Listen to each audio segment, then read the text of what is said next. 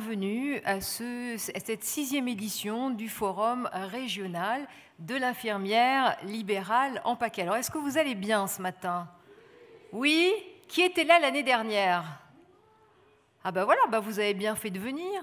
Et bienvenue à celles et ceux qui nous rejoignent cette année pour la première fois. Alors vous ne serez pas déçus parce que l'équipe a mis tout son cœur pour vous organiser une édition formidable et une édition à laquelle il vous sera demandé de participer. Alors je vous en dirai plus tout à l'heure et au fil de la matinée. Mais tout de suite, c'est la séquence inaugurale de cette matinée, de ce forum. Et je vais donner la parole à la présidente de l'URPS des infirmières de PACA. Et nous accueillons Lucienne Claustre-Bonnet. C'est à vous.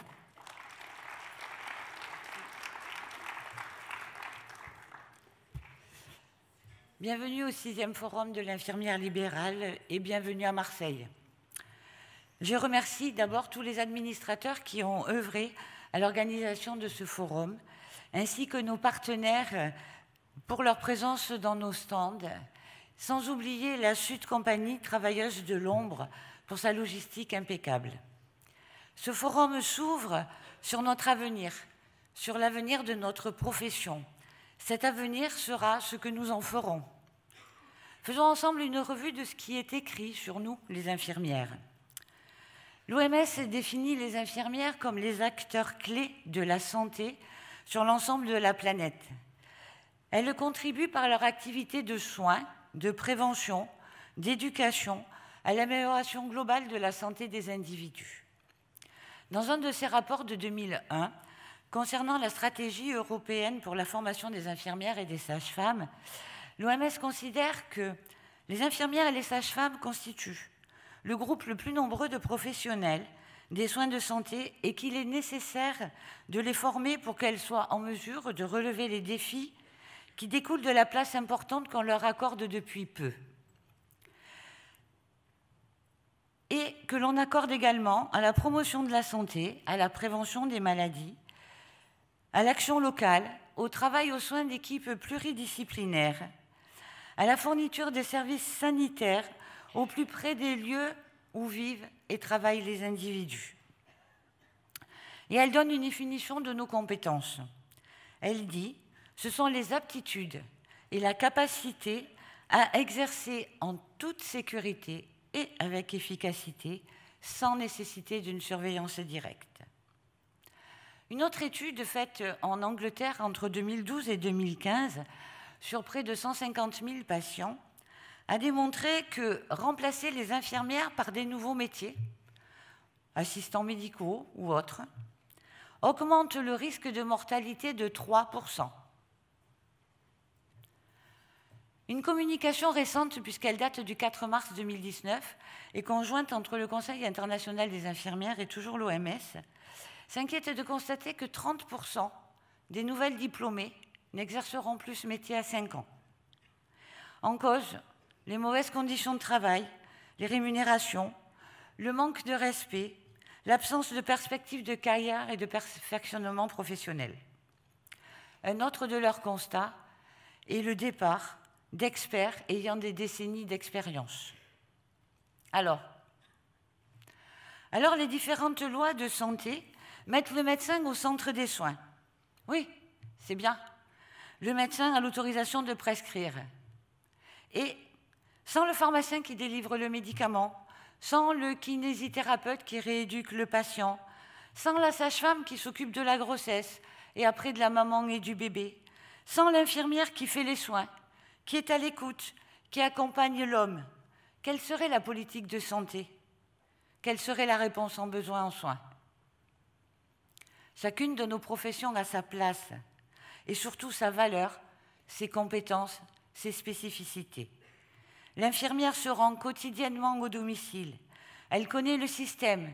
Elle a créé des liens avec la famille, avec le patient, avec l'auxiliaire de vie, avec tous les acteurs de la prise en charge, y compris les acteurs des secteurs sanitaires, bien sûr, sociaux et médico-sociaux. Elle prévient, elle éduque, elle soigne, elle répond aux interrogations et aux angoisses, elle conseille. Elle fait beaucoup de coordination, mais comme M. Jourdain, elle fait de la coordination sans le savoir. L'infirmière, elle n'a pas l'habitude d'écrire, Elle n'a pas l'habitude de montrer ce qu'elle fait. Elle n'a pas l'habitude de montrer ce qu'elle sait. Elle prend soin. Les infirmières ont du savoir. Elles ont du savoir-faire. Elles ont du savoir-être. Elles n'ont jamais su le faire savoir. La profession d'infirmière est la plus nombreuse aujourd'hui. Elle est la plus présente sur le territoire. Elle est aussi la plus appréciée par la population. C'est du moins ce que disent les sondages. Aussi, demain, cette profession doit prendre le leadership. Et pour y arriver, nous devons nous impliquer dans la politique de santé. Nous devons lever la tête, pour nos patients d'abord, mais pour notre avenir aussi. Et dans ce sens-là, l'OMS a prévu 2020 comme étant l'année des infirmières et des sages-femmes. Alors préparons-nous-y pour que ça soit une belle année. L'URPS a décidé de faire de ce forum le début de notre leadership et vous propose de vous impliquer, d'être à l'origine des communautés professionnelles territoriales de santé. Vous savez, les fameuses CPTS. Cet après-midi, on vous proposera des ateliers pratico-pratiques. Et ce soir, à 16h, vous serez invités à clôturer le grand débat qui a été lancé par l'URPS le 28 février. Je termine rapidement en disant qu'hier, on a eu la première réunion avec 5 URPS infirmières et que nous allons ensemble, nous avons décidé ensemble de vous aider à faire évoluer cette profession en faisant de chacun de nos territoires un exemple pour les autres et en travaillant tous ensemble. Je vous souhaite un excellent forum à tous et à toutes et merci de votre présence.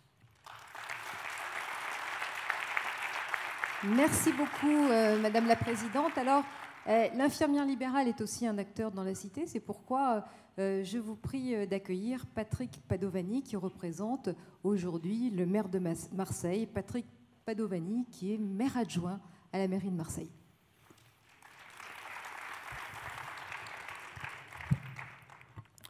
Madame la Présidente, Monsieur le doyen représentant Monsieur Renaud Muselier, président de la région, Madame Billot, représentant l'ARS PACA, Mesdames, Messieurs, d'abord, bonjour à tous. Je suis particulièrement heureux d'être parmi vous pour représenter aujourd'hui Monsieur Jean-Claude Gaudin, maire de Marseille. Heureux à 2 titres. D'abord parce que je suis adjoint au maire à la santé et que ma place est ici puisque nous sommes avec des professionnels de santé.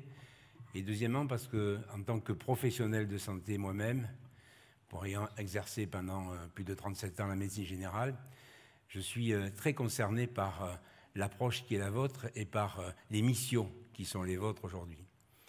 Et je suis d'ailleurs aussi très impressionné par la mobilisation que vous avez réussi à mener, Madame la Présidente, et par effectivement la sensation que vous avez quelque chose à dire, quelque chose à faire sur le terrain aujourd'hui, et que vous avez une place qui aujourd'hui se modifie dans le cadre des modifications elles-mêmes apportées par les différents ministères sur la prise en charge du soin et de la santé. On parle beaucoup aujourd'hui de parcours dans la notion de santé et de soins. On définit la santé comme étant quelque chose aujourd'hui qui dépasse simplement le cadre du soin lui-même. On est dans un espace d'environnement, dans un environnement social, dans un environnement économique. On est dans une situation où aujourd'hui l'acteur de santé, plus qu'avant d'ailleurs, doit montrer à quel point il est un élément important de cette société. Et vous l'avez bien dit à un moment donné, Madame la Présidente, le corps médical dans son ensemble avant faisait de la coordination sans le savoir. Comment un médecin généraliste pouvait, à l'époque où je professais, puisque je dis bien à l'époque parce que les choses ont beaucoup changé aujourd'hui, comment pouvait-il exercer son activité avec toute la passion auprès de ses malades s'il n'avait pas à ses côtés des relais comme les infirmières? Comment pouvait-il faire passer des messages au quotidien, puisque lui ne les voit pas au quotidien, ses patients? Pouvait-il faire passer des messages au quotidien autrement que par ceux qui, tous les jours, sont aux côtés des malades? Comment pouvait-il ne pas déléguer spontanément des actions médicales, souvent en prenant quelquefois des risques, parce que ce n'était pas inscrit aujourd'hui comme ça l'est aujourd'hui dans les textes, en prenant des risques pour laisser aux infirmières la place qui devait être la leur aux côtés du patient. Et donc aujourd'hui, la société s'est beaucoup modifiée. On est aujourd'hui dans une vie médicale où on est, je dirais, dans un cadre, dans un étau qui est fait avec un certain nombre de strates. On parle du PTSM, on parle du CPTS, on parle du CTS, on parle d'acronymes dans lesquels les choses, effectivement, ont souvent tendance à se regrouper. On parle de plateformes territoriales d'appui. Tous ces objectifs-là sont faits pour, j'allais dire, organiser ce qu'il était déjà avant. Le tout est de savoir comment on peut prendre sa place et comment, surtout, on ne peut pas la perdre dans ce dédale de situations qui ont leur intérêt, sûrement, parce qu'ils ont été conçus, parce qu'effectivement, on a une place qui s'efface de plus en plus, c'est celle du médecin, qui, lui, aujourd'hui, dans cette démographie médicale, eh bien, a tendance à disparaître de certains espaces. Et il fallait bien reconstruire sur l'espace une offre de soins, non plus rattachée au médecin lui-même, mais à celui qui offre le soin sur le territoire. Et donc, à travers ces dispositifs qui ont été construits, c'est un peu ce qu'on nous propose quelque part. Mais il faut que chacun trouve sa place dans ce dispositif sans pour autant perdre sa vocation principale, qui est celle quand même d'accompagner un patient. Et de l'accompagner dans toute la dimension, y compris d'ailleurs, et d'ailleurs heureusement, dans la prévention. Vous êtes les seuls aujourd'hui, pour ceux qui sont libéraux, vous êtes les seuls aujourd'hui à être constamment, je l'ai dit, auprès du patient. Et quand on parle de prévention, par exemple, actuellement, on est dans le mois bleu, puisqu'on est sur un mois qui s'efforce de faire de la prévention et du dépistage au niveau du cancer du côlon et colorectal. Eh bien, quand je discutais avec les acteurs d'Arcade, en disant les médecins ne sont pas assez incitatifs, mais je leur disais déjà, ce n'est pas les médecins avec lesquels il faut gérer cette incitation. C'est avec les infirmières, avec les infirmiers. Parce que le médecin, il a un quart d'heure dans son cabinet, une demi-heure dans son cabinet, quelqu'un qui voit tous les 3 mois pour son renouvellement. Et aujourd'hui, il ne fait plus de visites à domicile. Donc, c'est vous qui êtes au quotidien avec ces patients, qui pouvez faire passer ce message tous les jours en distillant et en harmonisant votre action pour avoir une réponse positive. Et donc, cette prévention, aujourd'hui, c'est vous qui en êtes aujourd'hui les acteurs aussi. Donc, cette place de prévention, cette place d'action sur le soin, eh bien, elle doit être... elle est aujourd'hui reconnue, puisque, je pense que M. le doyen nous en dira quelques mots sur la pratique avancée aujourd'hui dans le cadre de cette faculté de médecine de Marseille aujourd'hui, qui est la seule et la première, tout au moins, je pense, si je ne me trompe pas, M. le doyen, à donner ce diplôme en fin de parcours, là, cette année ou l'année prochaine.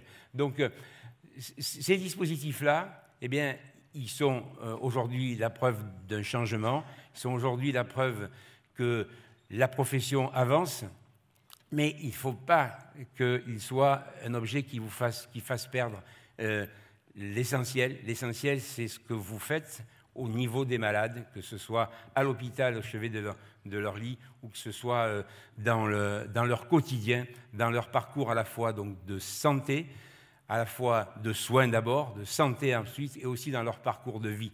Combien d'entre vous vont chercher le pain le matin pour ceux qui vont faire des soins de bonheur, et ça, c'est peut-être pas effectivement inscrit dans les textes et les quotas. Et donc, cette place importante, quand on est acteur de la ville, eh bien, on se doit de l'accompagner, on se doit de lui donner un peu plus de sens, et on se doit de faciliter cet acteur-là, parce que on a une volonté, c'est celle du bien-être de tout le monde, du bien-être des gens, et de se mieux vivre ensemble.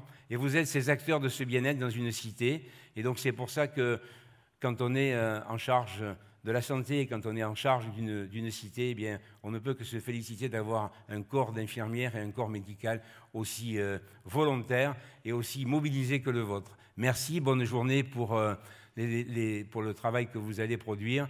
et bonne continuation dans votre activité professionnelle.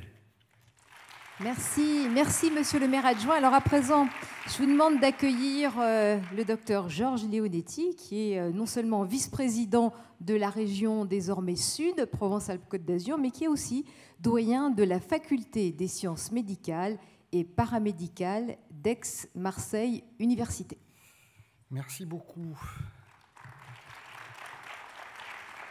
Madame la présidente de l'URPS infirmière, Madame Claustre, Madame la directrice générale adjointe de l'Agence régionale de santé, Madame Billot, Monsieur l'adjoint au maire, mon cher Patrick, Mesdames et Messieurs, c'est un réel plaisir pour moi d'être aujourd'hui à vos côtés pour l'ouverture de ce 6e forum.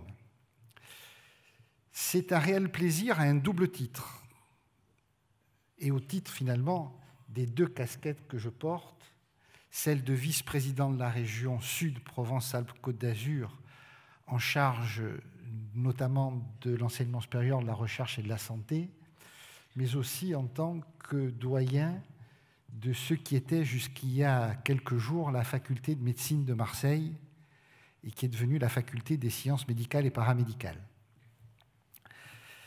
Alors, au titre de la région, c'est un honneur pour moi de représenter Renaud Muselier, notre président, et de vous rappeler combien la région est impliquée dans le domaine de la santé, dans le cadre d'une politique très volontariste, mais aussi dans celui de la formation, et notamment formation des professionnels paramédicaux, puisque c'est une des missions de la région. Cette politique volontariste sur la santé, elle porte bien évidemment sur la problématique de ce que l'on qualifie de manière générale de la démographie médicale ou de la démographie des professionnels de santé. Et les actions qui sont menées par la région depuis quelques années sont là pour essayer de faciliter finalement une prise en charge sanitaire de nos concitoyens au mieux et au plus près de leur lieu de résidence. On voit que ça n'est pas toujours facile. On voit que les mentalités ont évolué, on voit que le souhait que les jeunes professionnels de santé ont dans leur manière de pratiquer leur profession diffère de ce que réalisaient leurs aînés. Et à ce titre-là, je me dois de signaler que la collaboration avec l'Agence régionale de santé sur les problèmes de démographie est exemplaire, mais ce n'est pas le seul sujet, j'y reviendrai. En termes de formation, la région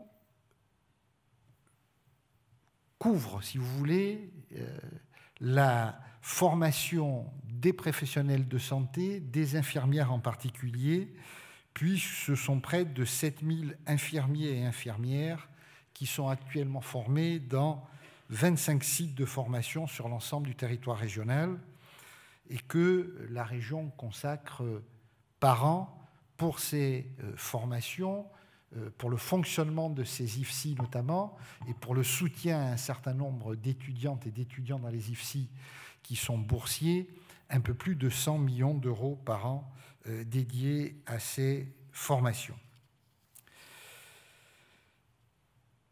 Tout à l'heure, Madame Claustre évoquait que 2020 allait être l'année OMS des infirmières et des sages-femmes. Je dirais que dans notre région, 2019 est déjà la journée des infirmières. Pourquoi ? Parce que 2019 a été porteur et sera porteur d'un certain nombre d'évolutions extrêmement importantes. Pour vous faire un petit historique rapide, c'est un Marseillais qui, en 2002, était ministre de la Santé, Jean-François Mattei, qui a donné une mission à un autre Marseillais qui, à l'époque, était doyen de la faculté de médecine, Yvon Berland, sur les problématiques de la démographie médicale. Et de ce rapport, il était ressorti qu'il y avait la nécessité de mettre en place des professions dites intermédiaires entre les infirmières et les médecins. Je vous rappelle 2002. Parallèlement, et je dirais en complément de cette vision, a été mise en place l'universitarisation de la formation des infirmières.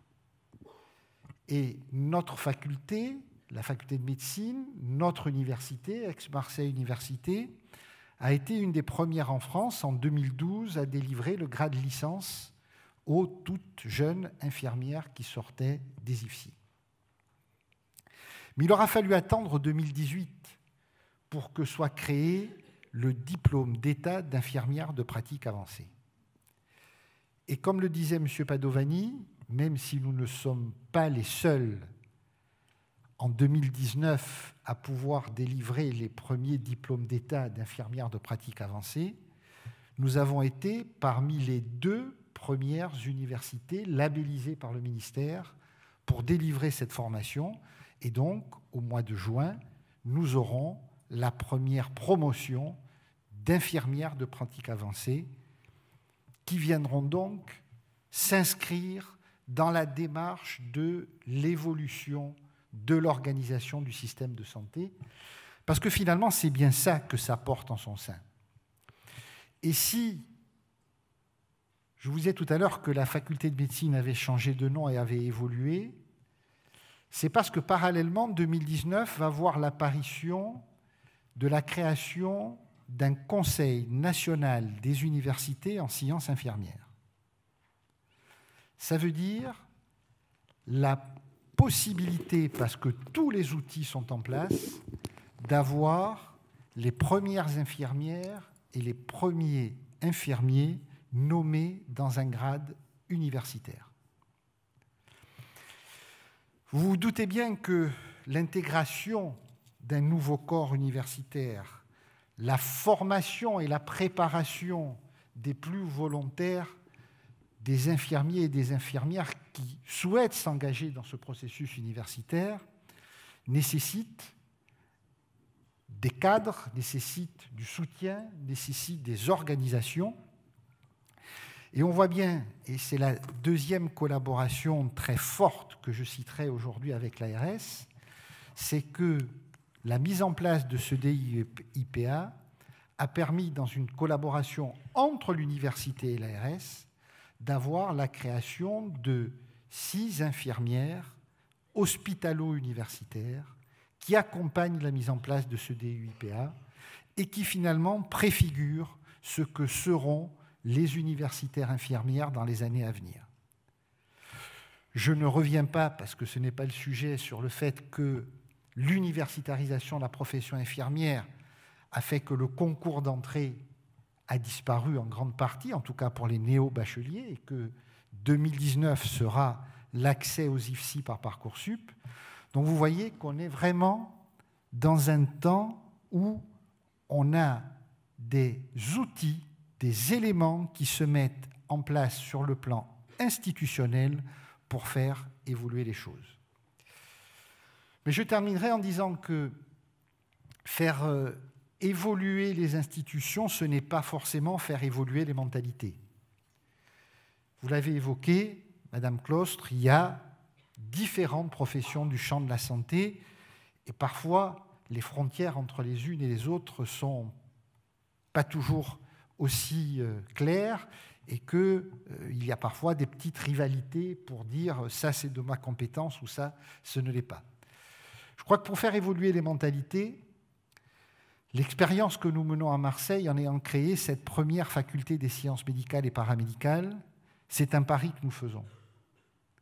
Le pari, c'est celui de dire, si au cours de leur formation, les étudiants se côtoient, ils seront d'autant plus portés à collaborer entre eux lorsque ce seront les professionnels de santé de demain.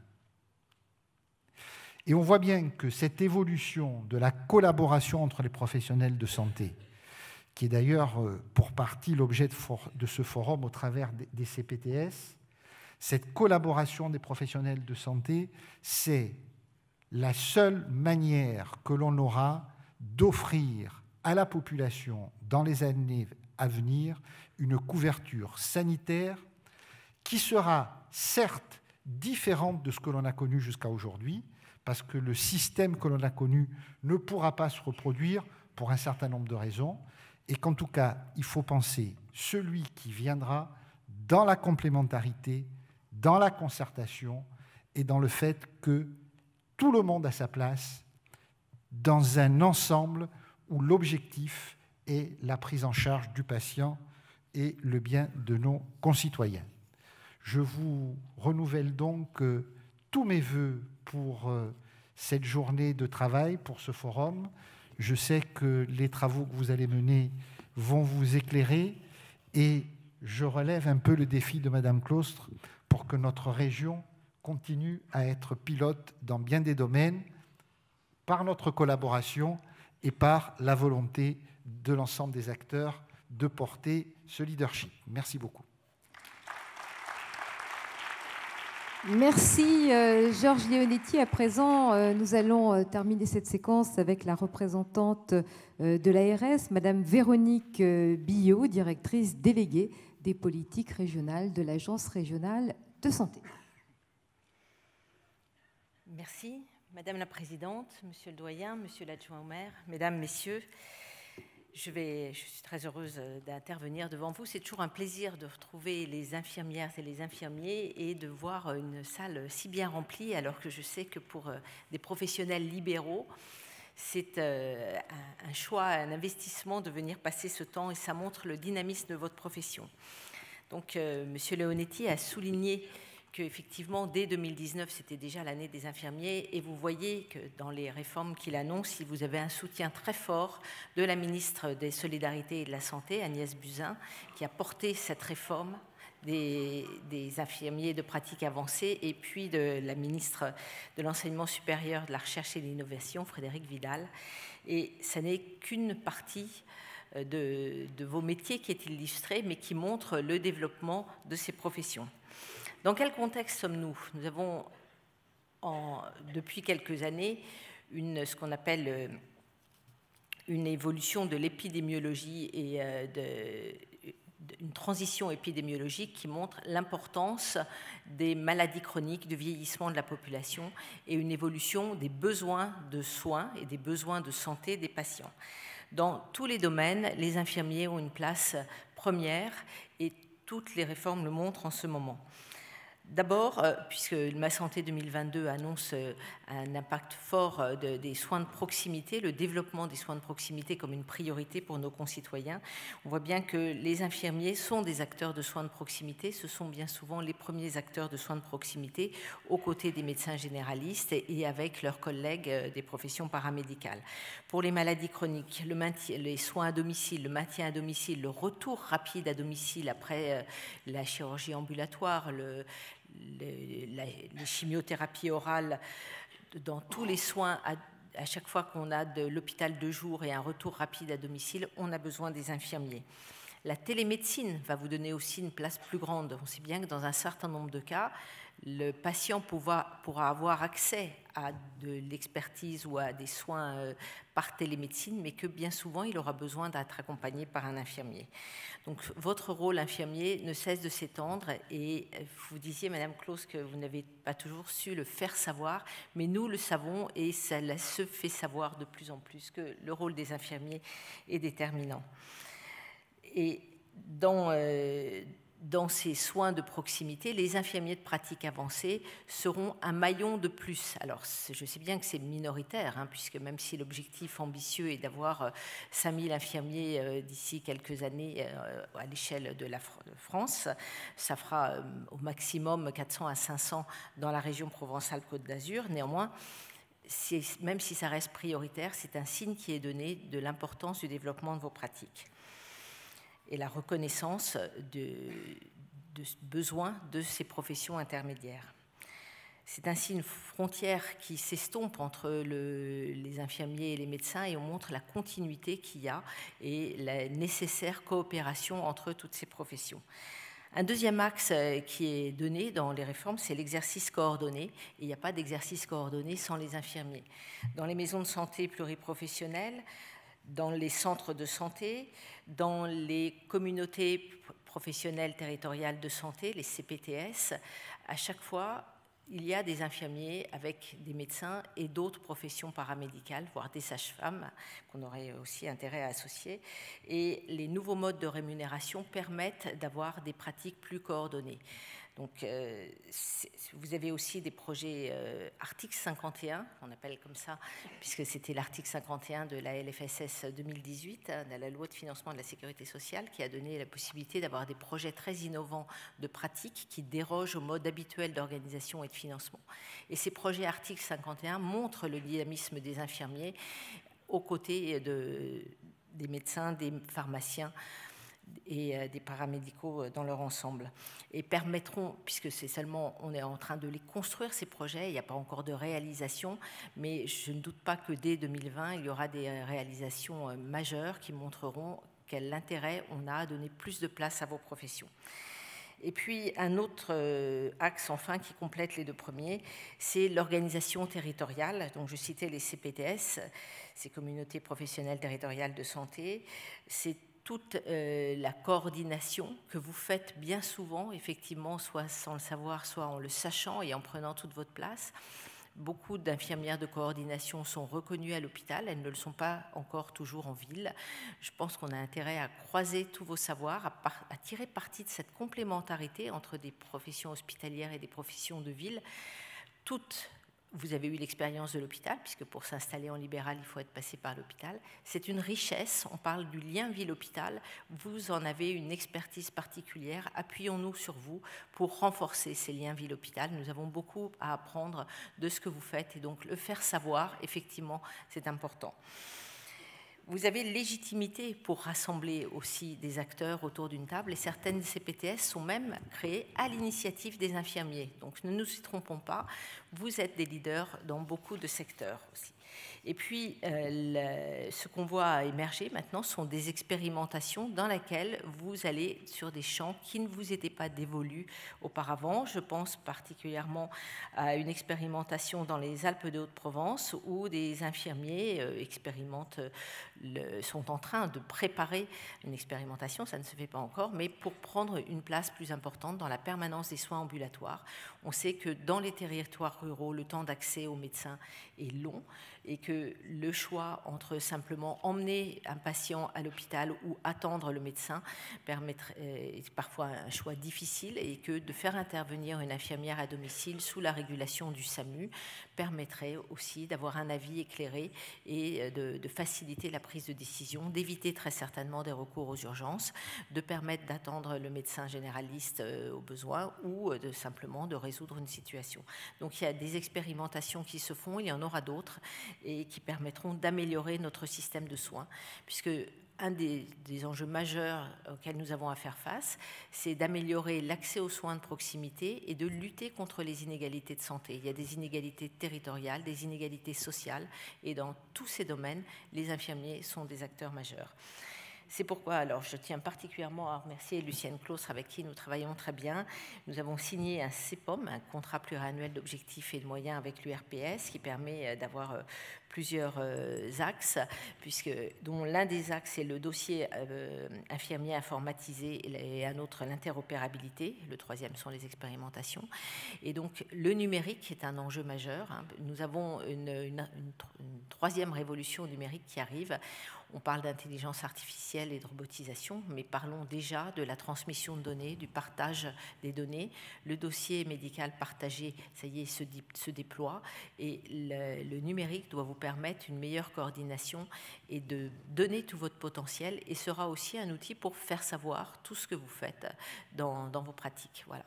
Donc, je pense que 2019 est une année de tournant, et je me réjouis que 2020 soit l'année des infirmiers, et ce sera une belle occasion encore de valoriser tous vos métiers. Bon courage et bonne continuation pour tous vos projets. Voilà, merci beaucoup Madame Billot, et surtout à la lumière de votre discours, on mesure tout le soutien que vous apportez aux actions, notamment celles menées par l'ARS infirmière, et c'est ce que me rappelait tout à l'heure l'URPS infirmière, et c'est ce que me rappelait tout à l'heure la présidente Lucienne Claustre-Bonnet. Voilà, ainsi s'achève cette séquence d'ouverture. Mesdames, Messieurs, merci beaucoup, et nous allons tout de suite enchaîner avec la première séquence de cette journée, de ce forum,